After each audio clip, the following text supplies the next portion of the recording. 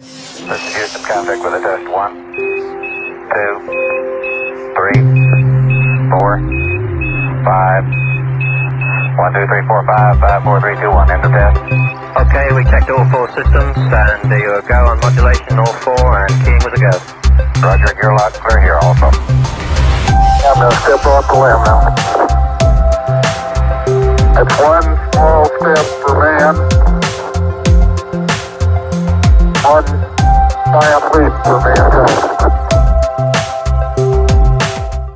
My name is Fred Goldberg, and I am the host of today's talk show. And we at Cool TV are very honored to welcome astronaut Harrisson Schmitt from the Apollo 17 mission to the moon, and our Swedish astronaut Crister Fuglesang. Very welcome. Thank you. Thank you. Good to be here. My first question is, why did you want to become an astronaut? We'll start with Harrisson. I was working on space-related matters for the U.S. Geological Survey when the announcement came from NASA and the National Academy of Sciences asking for volunteers as scientist astronauts, and I thought about 10 seconds and said I should volunteer, and I volunteered. That was in 1964. Was that difficult to find volunteers? They found 1,400 initially. Wow. I expected more. Yes. But, and out of that 1,400, the National Academy selected 16 to be interviewed by NASA and to take a major physical examination. Yes. And from there, eventually I was selected. Mm-hmm. Crister, what made you an astronaut? Well, I had for some time, at least since I started my PhD work, thought that it's every chance to go to space. I want to take that chance. I mean, it's a pretty exciting thing to do, and also some very interesting science. You work with science, and but mainly, I guess, it's a very special trip. So one day there was an announcement, actually was an ad in the newspaper. European Space Agency is looking for astronauts.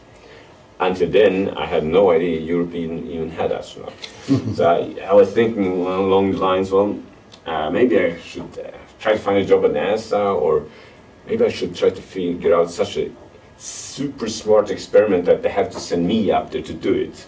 But I wasn't smart enough for that. What did your family say about your ideas? Well, until then, my wife had, because she knew I was allowed to travel, she does also. And I said, well, I can let you go everywhere, but not to space. So I was a little bit worried what she would say, but she said, oh yeah, fine. I guess she never thought I would get a job, but she's always been very, very supportive. The only one who's been hesitant was definitely my mother. She didn't like the idea. She was the smart one in the family. Well, I don't know. Well, are you envious of Harrisson having made a trip to the moon? A bit, yes. When I got selected there in '92, I was thinking, someone looking at the moon, I was like, wow, I actually have a chance to go there. I mean, it must be time we soon get back there, but well, we're still not on our way back. No, I like to go to the moon. We'll have to keep working on that. Yeah. Who doesn't? No, it was funny. They have an 18th century opera in Stockholm, which was called Life on the Moon, out at Drottningholm. And there was this person on the stage looking at the moon, and the whole play was about the moon. At the same time, we knew that you or your friends were running around on the moon. So it was a very funny situation comparing, reality with this opera. Crister, you were employed by the European Space Agency, and you had, to a large extent, your training in Russia. Is that correct? Well, I had 3 years, well, maybe add up everything, it was about 4 years in Russia for various things, yes. And in what way did that training differ from being a NASA astronaut? I thought that at that time, at least, NASA's very focused on checklists and following checklists, and Russians also have checklists, but they were a bit more also trying to get people to understand what they're doing. and then testing that to a larger extent. They're not as consistent when it comes to safety. No, as we NASA. know that. At least I mean on a small level, of course. In the end, there was some major management problem, partly at NASA kind of contributed to accidents. But I thought that was two differences. I think that when I was there in the early 90s, the Russians were only doing long-term flights on the Mir space station. First time I was there, and they didn't have coverage all the time, communication coverage. So that's had to understand a bit more. Whereas NASA was then concentrated mainly on the shuttle flights, which comparatively short. And they wanted to cram as much as possible into that short flights. So they wanted people to do checklist, and if there was a problem, they called around. I see. Harrisson, what was the most difficult part of the astronaut training for you? I think probably learning to fly jet aircraft. Yes. I was nearly 30 when I began, and that's a challenge when you're not 18. Oh yes. You have habit patterns that you have to get rid of.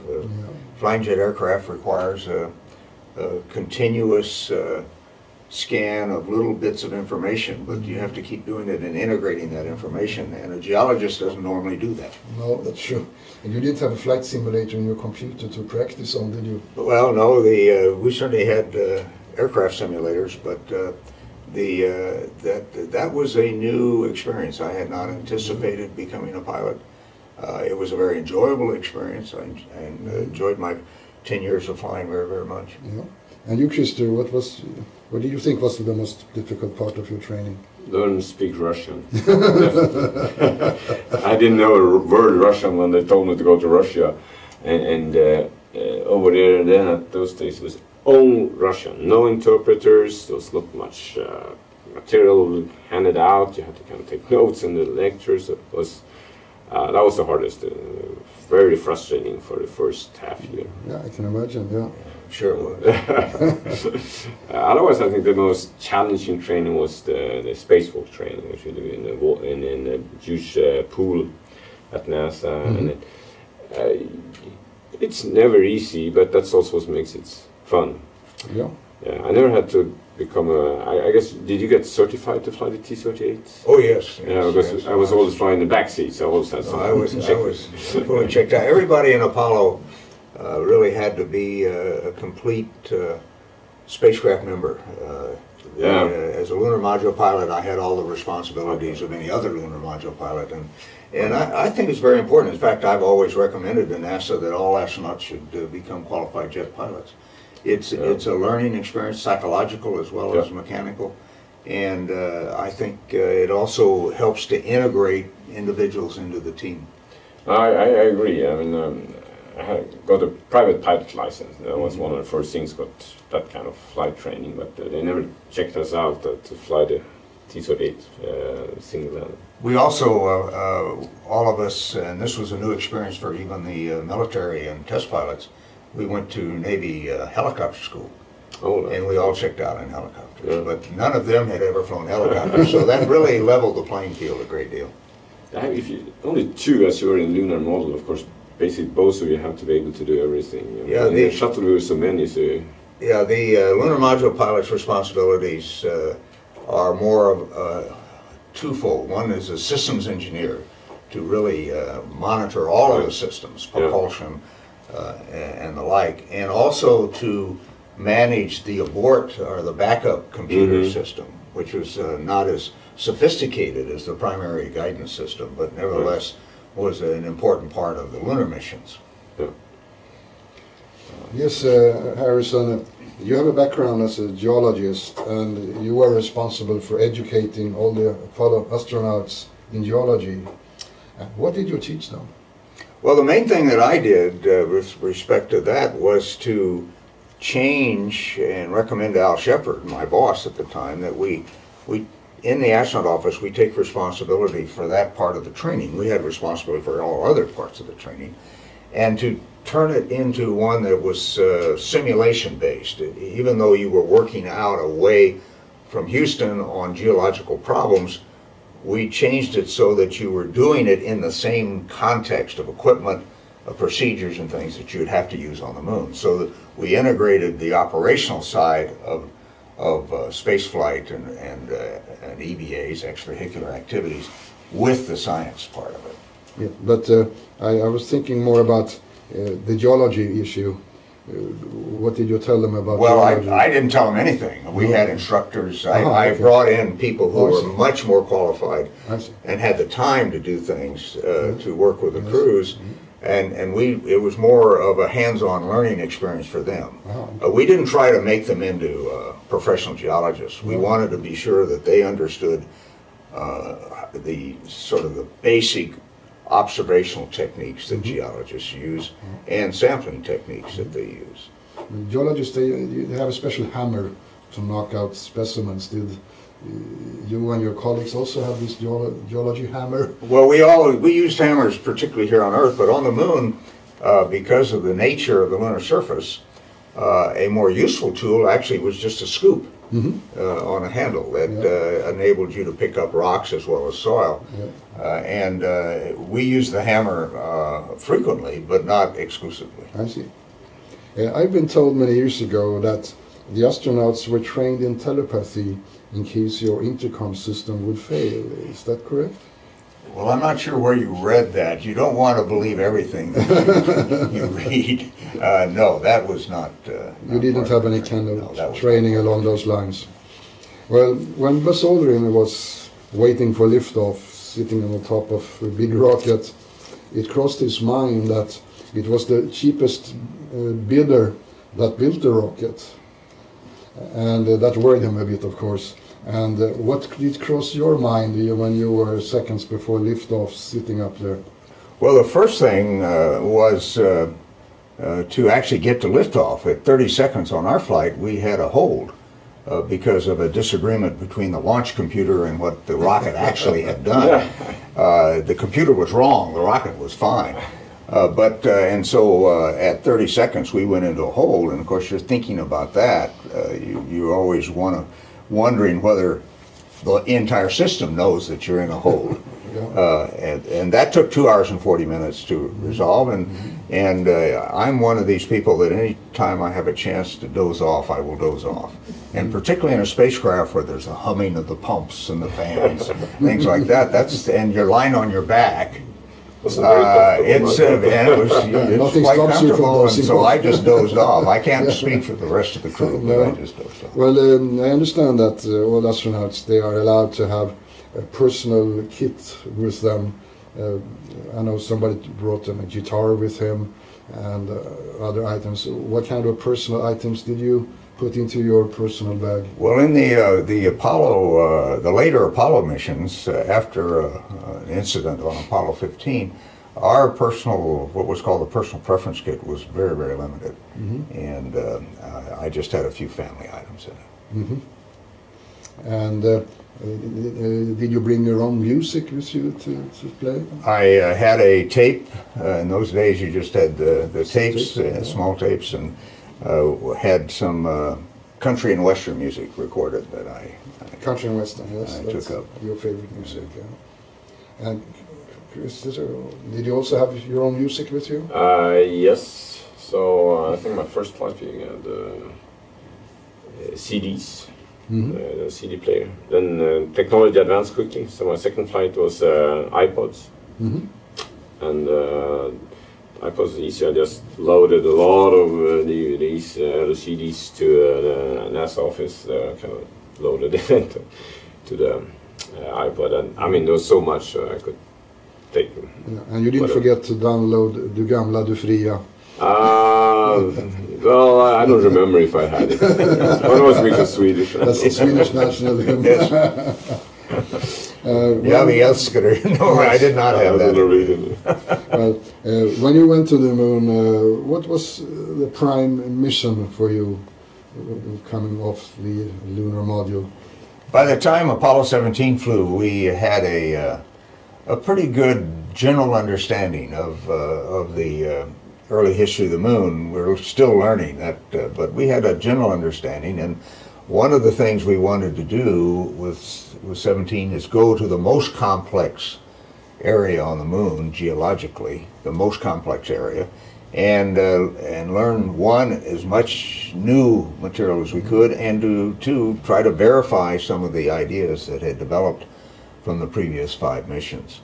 And so the Apollo 17 landing area, this deep valley called Taurus-Littrow, was specifically well suited to doing that kind of thing. And of course, it was clear that with a geologist on the mission, we ought to have a better chance of accomplishing those objectives. Mm-hmm. What surprised you the most about the geology of the moon? Overall, or specifically with respect to Taurus-Littrow? Well, both. I think the main thing that has surprised me is how increasingly complex it has become as we have learned more and more about the samples that we collected.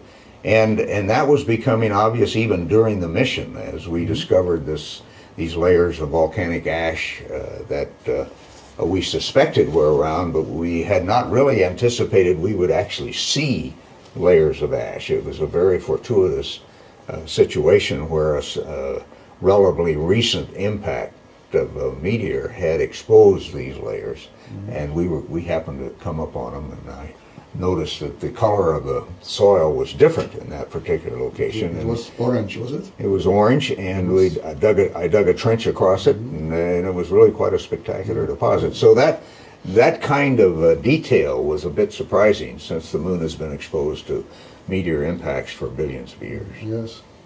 And how much lunar rock material did you bring back? We brought back a little over 100 kilos, and the most of any of the missions, of course, as you might expect, with a geologist picking up rocks here and there. And that came out, about 340, I think, total kilos, kilograms from the 5 missions. But I understand that the rocks were not the most interesting thing. It was the soil, the sand that Neil Armstrong, by accident more or less, happened to take with him. Well, Neil never did anything by accident. Neil Armstrong was a very intelligent, methodical man. He was an excellent observer. Yes. He collected a really fine suite of samples from the Tranquility Base there, where they landed.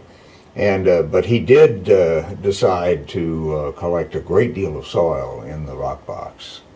And that soil has been very helpful in defining the resource potential of these soils for future lunar settlers or lunar base. The soil contains hydrogen, helium, and nitrogen and carbon that have come from the sun, part of the solar wind. And because they are, the minerals and the gases in the soil are oxygen rich, you can actually make water anywhere on the moon. So understanding that with a large sample was very, very important to understanding the future resource potential of the moon. Interesting. And are there any minerals worth retrieving on the moon? No minerals, if you mean by worth retrieving or bringing back to Earth, other than the scientific value of the lunar samples. The primary potentially economic resource on the moon is helium, and it's an light isotope of helium called helium-3. And we have known for many decades here on Earth, the physicists have known, that helium-3 is a nearly ideal fuel for fusion power. And that because the fusion reactions do not produce any neutrons, and it's neutrons that make things radioactive. So in the long run, many of us feel, particularly my colleagues at the University of Wisconsin and I feel, that helium-3 will be a very, very important part of the return to the moon. Interesting. And what would the retrieval cost per kilo be? Well, I've actually written a book on the subject I know. and done an economic analysis. That book is really a business plan. And if you can put the cost together, and I think you can, so that it's competitive with the primary fuel being used here on Earth, which is either coal or natural gas, relative to the United States certainly, that it is an economic, has great economic potential. And from my analysis, I think you can retrieve that helium-3, that light isotope of helium, at a cost that is competitive, and produce power at a cost that is competitive with current power plants. Very interesting. You had a vehicle with you, the Lunar Rover, you call it, that you could drive around with.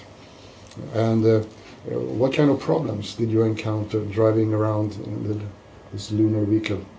Well, the Lunar Rover worked extremely well on all the missions. We had it on 3 missions.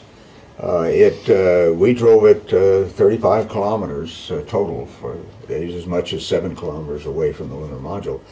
And the only problem we had was protecting it from dust. And since a fender was broken off the rover by our commander, that became a problem. But the ground, as Crister knows, is very capable of working on problems. And after that fender was broken, and I told the commander that just wait, they'll come up with a solution. And they did. Overnight, they figured it all out, and we repaired the fender and had no significant problem. But dust on the moon is always a problem. It'll be a problem on Mars as well. But particularly on the moon, it's very abrasive. It's very fine. Half the dust is less than 100 microns in average diameter. So that is something that you will always have to contend with when you work on the moon, is how to keep things from getting either dusty or having dust get into the working parts. Did you need a driving license to drive the Lunar Rover? Well, I think that probably the license to go to the moon was sufficient. Well, it sounds like your commander needed a driving license. Well, all the commanders had the same problem, and they found a way to break a fender off the rover. And you find very quickly what you're paid to do, and that's repair those fenders. Yes, and but you drove 7 kilometers away from your home on the moon. And if you got stuck with the Lunar Rover, or it broke down, how would you get back 7 kilometers? Well, first of all, the chances of it breaking down were very small. The independent drive wheels and steering and that kind of thing. And it was so light that you could lift it out of any trouble. If you got it into a crater, small crater, you just get on either end and lift it out, and you'd be on your way. If in the remote possibility that you could not drive the rover, walking is not difficult on the moon. In fact, particularly if you use a cross-country skiing technique, touring technique, that works very well. It's very efficient, and you can move quite rapidly, 10 kilometers an hour over the surface without any problem. Interesting. Well, despite careful preparations, mishaps happen. What did Murphy's Law do to you? We actually had a mission without any encounters with Murphy's Law other than the fender. You fooled them. You fooled them. We fooled Murphy to some degree. It is really remarkable that the last mission to the moon should have the fewest failures, and even the redundant transducers, the pressure sensors and temperature sensors in the Saturn V rocket. And there were many different ones, and they had been put in there years before as these parts were made. Even they all worked. It was just really a tribute to the people who built it and who tested it, and even knowing it was the last mission to the moon. It's just a 2.5 hours wait. That's the only difference. That was a launch computer. It wasn't. That was not something. The launch computer thought a tank had not been pressurized. It actually had been. Well, Crister, what did not work out as planned on your mission? Well, the major thing was on my first mission was that the solar array, which was to be retracted actually by command from the inside, didn't work, and so the solar array didn't want to retract properly, and no one really could understand why, and became grounds task to try to figure out what was wrong, but. They couldn't really figure out either. So in the end, we were asked to do an extra EVA, which we hadn't trained for. It was a really interesting challenge, and we just made tools to work with on the solar array from tools which were inside bricolage, the French would call it. Now, of course, ground told us what to do. They had to figure out, well, you take that one and that one, you tape them together, and then you have to put 3 layers of insulating tape. Because the solar rays, you cannot turn them off. If the sun is on there, it's 160 volts. And we also had to put insulating tape on all metallic parts on the spacesuit. So in the end, in real time, basically, working 2 guys outside, we were 8 in the station and the shuttle, and hundreds on ground. During several hours, we figured out what was the problem and how we could fix it, and that was I think it was actually the station commander from in the station observing and figure out what was the key problem. Well, you had a, maybe you call it mishap, but you had a scary moment, I understand, on one of your EVAs. Well, yeah, I had the one which was most annoying was when I dropped the little tool which flew away from me without I kind of noticed it. You know, we tether everything and you try to be careful, but there's an extender to a big bolt driver, and when you put it in there, there's a pip pin with a tether on which you can take away, and it should then be safe, be secured to the bolt driver. Well, of course, nothing is really safe, so you should always make a pull test. I didn't do a pull test properly enough at one point, so put it on there and turned all the settings, and I was looking back, it was gone. We have cameras here, so later my commander inside could show me that, hey, you see here, it floats away. I was like, is that the one you're thinking of? Or? No, yeah, that was another, the next EVA. it was a scary moment you had. Yeah, so we had done some work, and I had a bag with me, and I was supposed to put it on a handrail, and I tied it there. And then we did all the rest of the work, a couple of hours, and then towards the end I was going to pick it up to go inside the airlock, and I get to the handrail and it's not there. And I got really scared. Have I lost another thing here? Well, then I realized I wasn't at the handrail, I thought. It's actually easy to get a bit confused when you're doing EVAs and Well, outside. it's a big station too. Yeah, big station, and you don't feel really where it's up and down in the weightlessness, and so it's. But at one moment the power went out. Oh, that also, yeah. That was in the airlock before the second EVA, I think. So the hatch had been closed, starting to pump out the air from the airlock. And in your space, you hear the humming and all these things, so the noise from your headset. And then suddenly it goes completely quiet, everything dies. So yeah, wow, my spacesuit died, and the first just, what's happening? But then, okay, I realized something happened, and I was trying to, we were feet, you know, one has head in one direction, the other has the head in the other direction, so I was trying to see how can I get someone's attention here, since the radio was dead. But after some time before I managed to get actually someone's connection, the power comes back. It was in the inside in the station, someone has turned off my the power to my spacesuit by mistake. We were still on the umbilical then, I hadn't turned on it. That's why we have checklists. Someone didn't do the right thing with checklist. Was it a Russian who turned off? No. Well, when you were out there in space, did you have any contact with your family? We had indirect contact. Messages were passed through the capsule communicator, and but not a direct phone link or communication link. Although, I guess later on in the shuttle program they did develop that. Did you have a direct link to your family? Yes, on the shuttle they started even have a video telecoms, and now on the space station, you know, you can call any number in the world most of the time. It depends on when you have the right communication link, but most of the time that one is up working, and then you can just, like you're Skyping, you go to computer, and but you cannot call there. No, one-way communication. But can you watch television programs? No. No? That's too luxury. You had a Swedish Hasselblad camera with you on the moon. Why was the Swedish Hasselblad camera used? Well, first of all, it was used because it was an excellent camera, and Victor Hasselblad developed, his crew developed an electric drive, which was very important with the clumsy gloves. You didn't want to keep winding a camera, so we had a battery-powered drive on the Hasselblads.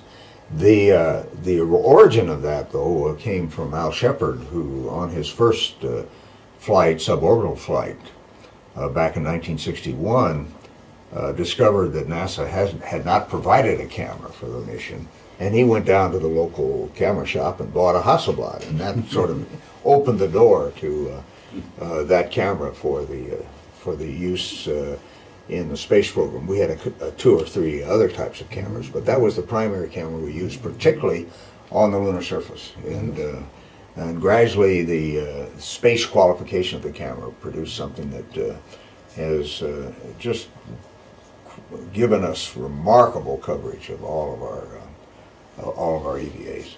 Very interesting. Well, one camera was lost in space, wasn't it? So we have a Swedish satellite out there. Yeah, I think one of the missions there was a camera lost, not ours. And in fact, ours was the first mission, Apollo mission, to use the Hasselblad to document an EVA outside the spacecraft. That had never been done before, and so without really telling anybody but somebody I needed to tell, to get a bungee cord to attach to a camera and then to the spacecraft, because I didn't want to lose the camera. It's an expensive camera. I was able to document Ron Evans' EVA when he went outside the spacecraft to recover some camera canisters out of the... Were you inside the I was in the hatch. Oh, I see, okay. See, the hatch was open, we depressurized. Okay. Ron Evans went out to get these film canisters out of the scientific equipment bay, and that was planned. And so I just took pictures while he was doing it. So you were not on the moon's surface when he did that? Oh, no. That would be a worrying moment, wouldn't it? Yeah, no. If he would make it back or not. You would not want Ron Evans doing an EVA while we were on the surface. I can imagine. Well, what was the most exciting moment during your mission? Well, I think probably it's hard to differentiate between the launch, which is an extraordinary, physically exciting thing, with extremely heavy vibration in the Saturn V, like driving a car or a truck along a railroad track and hitting the ties, a very low frequency vibration, and then the gradual acceleration that you feel, the increase in gravity forces, G-forces. That is just physically exciting, and of course it's mentally exciting because you're on your way to the moon. You couldn't train for that? No, we didn't train for that. We trained for launch sequences, but never with all that physical gravity force involved. Contact. And no matter how many people you talk to about it, you never get the feeling for what it was like. The other thing was actually the touchdown on the moon.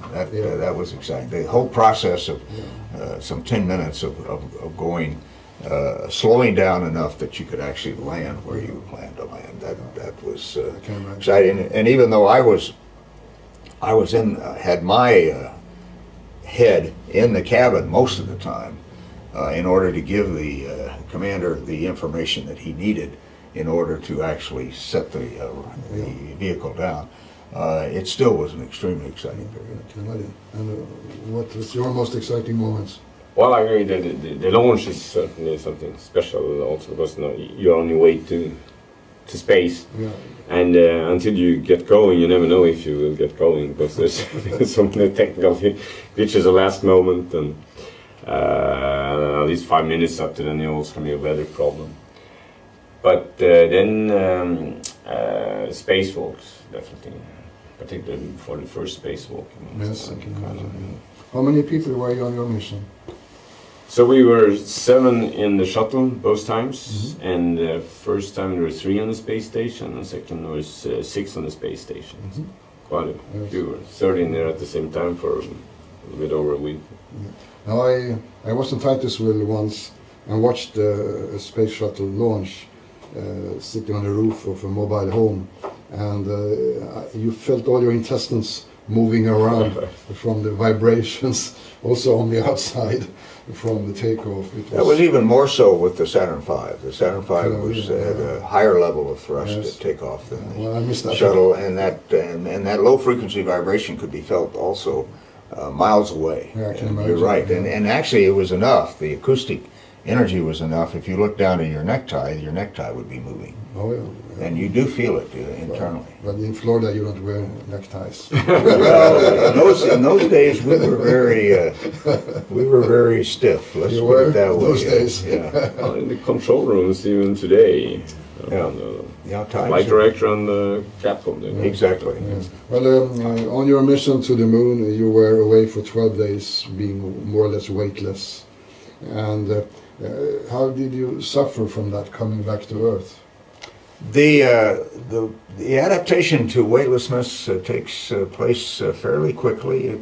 Certainly over 2 weeks or so.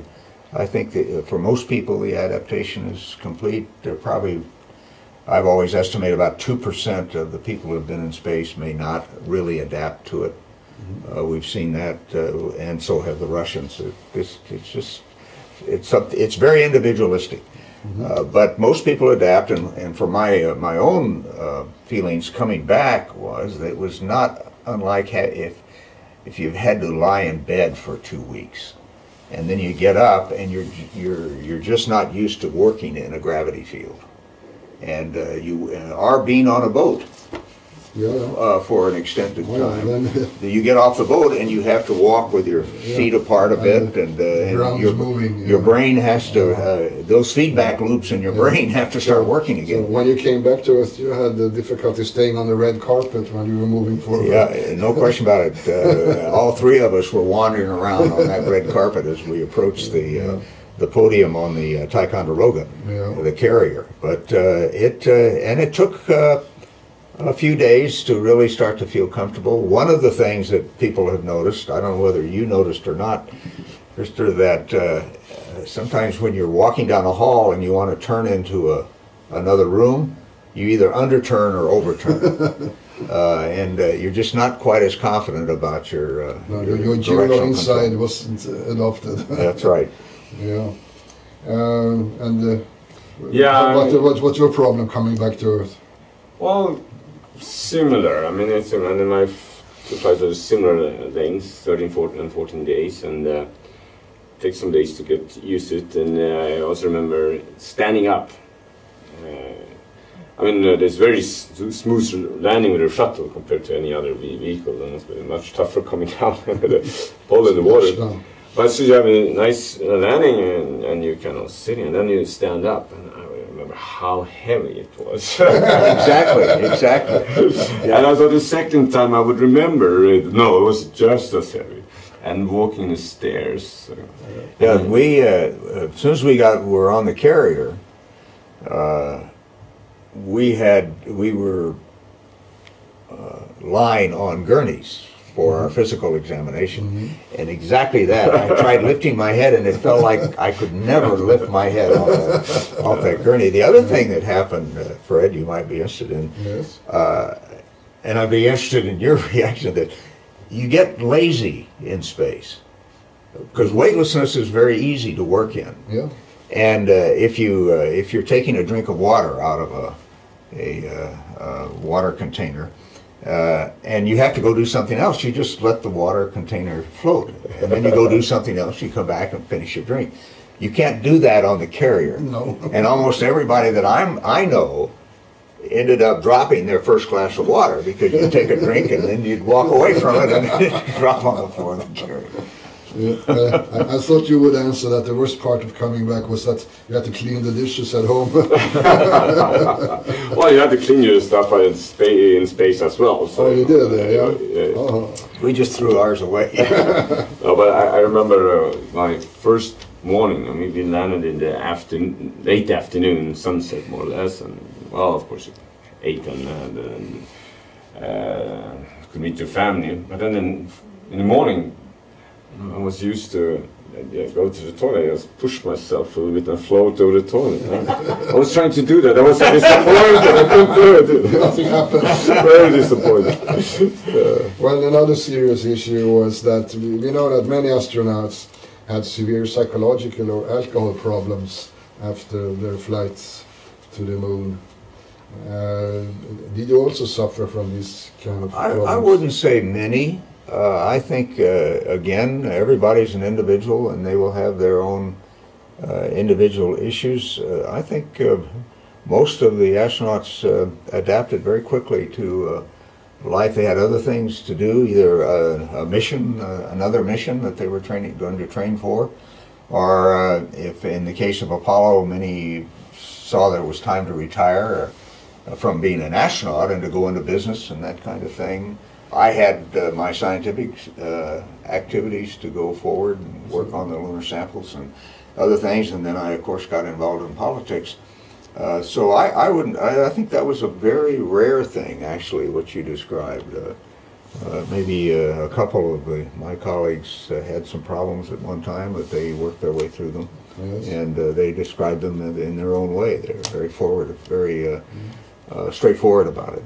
But many of your colleagues were military people, and why didn't they go back into regular military duty afterwards? Some did.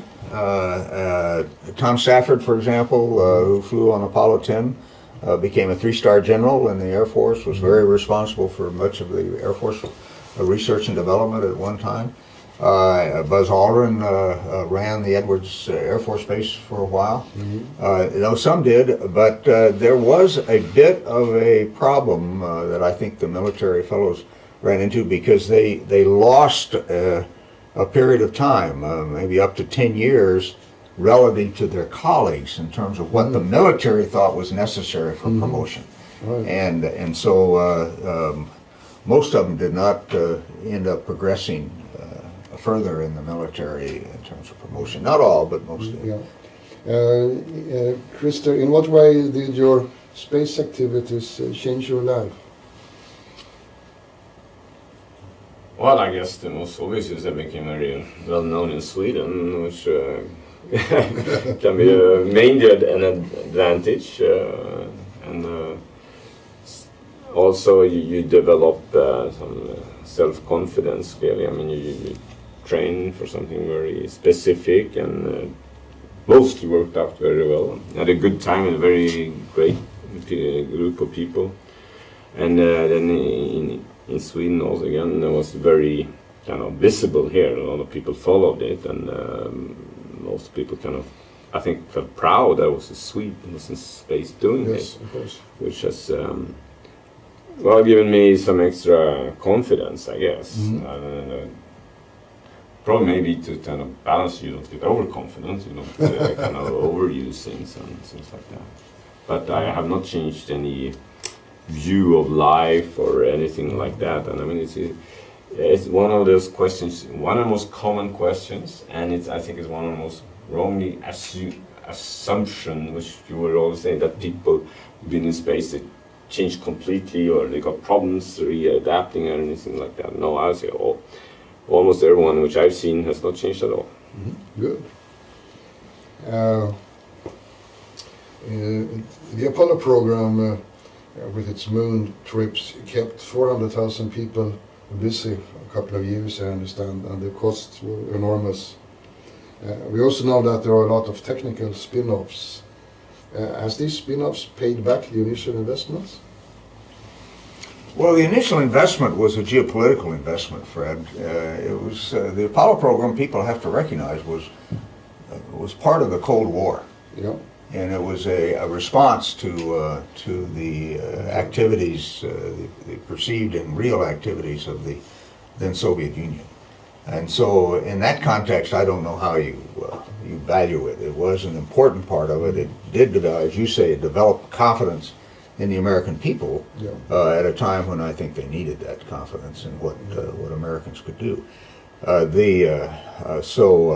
in terms of the indirect benefits, the technological benefits, the advancements in technologies, not so much absolute new technology, but the advancement of old technologies necessary to make Apollo successful has paid off immensely. Again, I don't know how you evaluate it. There have been attempts, but the advancement of computers, the advancement of microelectronics, of materials of a wide variety of kind, all was stimulated and accelerated by the Apollo program. And I think Americans can be very proud of that, what they did. If I may add, I mean, you were kind of there touching upon a way, so with the confidence built up, which I will translate into the inspirational effect. I mean, the inspirational effect of the Apollo program and human spaceflight in general is not valuable. People don't value it enough and realize how much it is. And there is some very interesting graphs. I don't know, you may have seen. I mean, it's over the Apollo years, and one is how the budget goes up, peaks and go down, and there's 3 other curves, which is the number of PhDs awarded in engineering, sciences, physics, and mathematics, and they have a kind of similar curve with a peak 4 years after the peak of the budget. And you know how long time it normally takes to get a PhD? It's 4 years. I mean, that's another, factor which I don't think you can overestimate. Yes. So is the word. You cannot overestimate it. That's right. China is planning to send a lunar robot to the back of the moon. What will they find there that they won't find on the front side? Well, if I knew that, I could write a paper for the next Lunar and Planetary Science Conference. There have been a number of proposals. Some of my colleagues have proposed a robotic mission to a very large basin, 2,500 kilometer diameter basin called South Pole Aitken. And I do not know what the Chinese have planned to do. That is a difficult project to land and have everything automated enough that you can recover the spacecraft or get information from the spacecraft. You really have to have a communication satellite, relay satellite, either in orbit around the moon that you can communicate with periodically, or stationed at what we call a pseudo-libration point behind the moon, where it can see the Earth as well as the vehicle that's on the moon. So what their plans are, I don't know. But the far side of the moon is a very place that we have not been. People have to realize that we've only explored a very small area of the moon, and the far side is an area we haven't. I actually tried to convince NASA that we should put Apollo 17 on the far side of the moon, put a communication relay satellite at that pseudo-libration point, and land in the crater Tsiolkovsky, which we had the photography to support it and everything to support it, and we could have done. But it would have added some extra cost to that last mission. And I think also it was perceived to add risk, although I don't think there was any added risk. Well, as you know, I'm a space stamp and cover collector freak, and I have to ask you, did you send any postcards home from the moon? No, I did not. There wasn't really any way to do that. No? There was no mailman going to pick up your mail if you wrote something. Well, did you carry any mail at all on the trip? No, I did not. No. But you know that on Apollo 11, they carried the engraved cliché for the stamp that was produced by the US Postal Service. That was carried to the moon on Apollo 11 and brought back, and then they produced the stamp.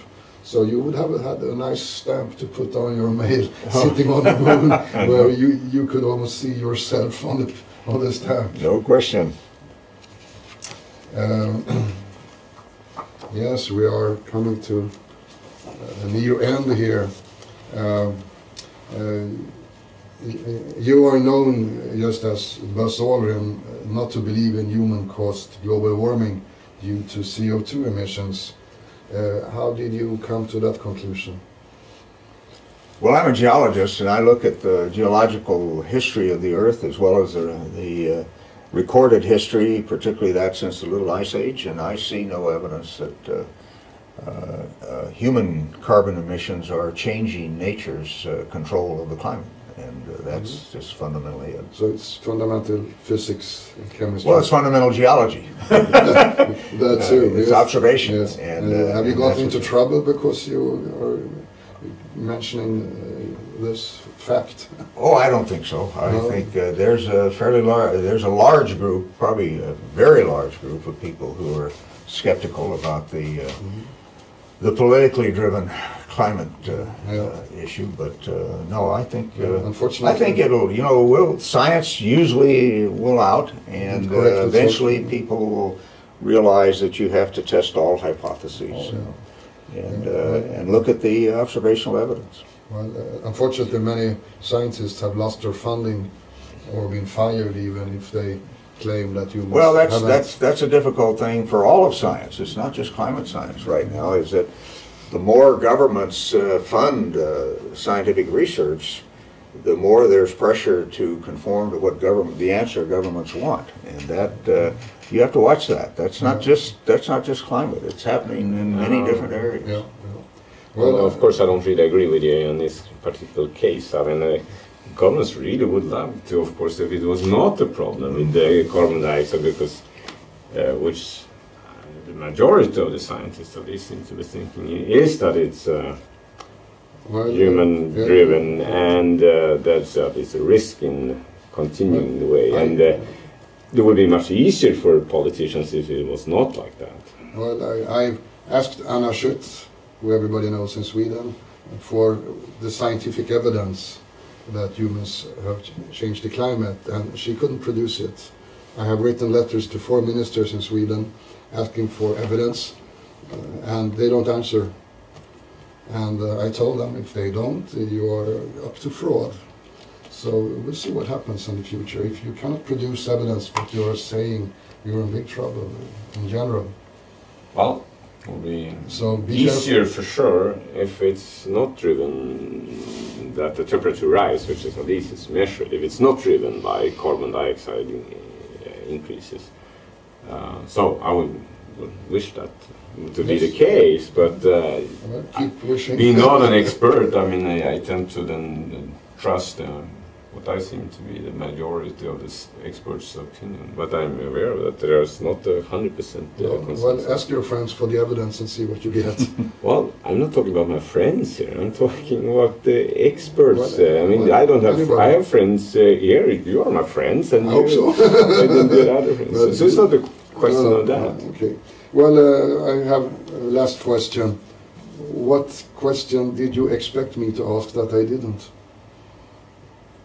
What was it like on the moon? Okay. Well, the most common question. You know, no matter how much you talk about your experience, that's the most common question that people will Yes, ask. and What was it I like? missed that one. And well, because it's a very difficult question to answer until you experience it yourself. Like any of the major experiences in life, it's your experience. It's not the experience of anybody else. That's right. Yes, and Crister? Well, it's funny because you're right. Of course, they didn't ask me how was it in the moon, but how was it in space? Exactly, same thing. The first one, and the next is, will you go back into space? And then we're scared. And I mean, well, it's hard to describe it's in space. In particular, weightlessness. I mean, you just have to experience this. And no, I was not scared. And I would love to go back, but they won't send me back. My bosses, they don't send me back, unfortunately. They need you on Earth. No. That's not the problem. They don't need me here on Earth. They need to send other people to space. Yeah. Well, you have done 2 trips, and Yeah. you were the only Swede who have done that. Yeah, well, we have to work to get better and cheaper ways to send people in space. And I'm glad you're actually doing that. Well, we're trying to get the private sector deeply involved, and because if there's an economic return, you can probably get it financed. You just have to convince investors that there can be an economic return. So what are you doing these days? So I'm mainly working at the Royal Institute of Technology, KTH, and I'm teaching partly in human space flight. I just actually finished the MOOC, KTH's first MOOC, Massive Open Online Course, will be released in mid-April. I'm the director of KTH Space Center. We can try to make stronger and better technology and science for space there. And I'm involved in astroparticle physics. That's the kind of science I'm doing myself, the radiation in space and the particles in space. Mm-hmm. And you, Harrisson? I'm deeply involved in lunar research still, as much as I can be. I'm a director of Orbital ATK, which is an aerospace and defense company, have been for many years. And those two major activities keep me pretty well occupied. Well, thank you, gentlemen. It was a very enjoyable discussion having you here. Thank you very much. Thank you. Thank you. This is Houston, contact with a test 1, 2, 3, 4, 5, 1, 2, 3, 4, 5, 5, 4, 3, 2, 1, end of test. Okay, we checked all 4 systems, and you go on modulation, all 4, and keying was a go. Roger, you're loud and clear here also. I'm going to step off the limb now. That's one small step for man, one giant leap for mankind.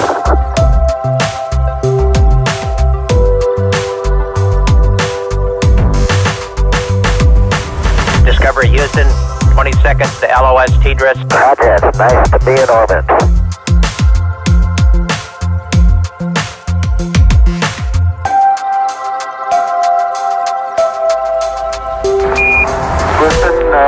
Tranquility Base here. The Eagle has landed.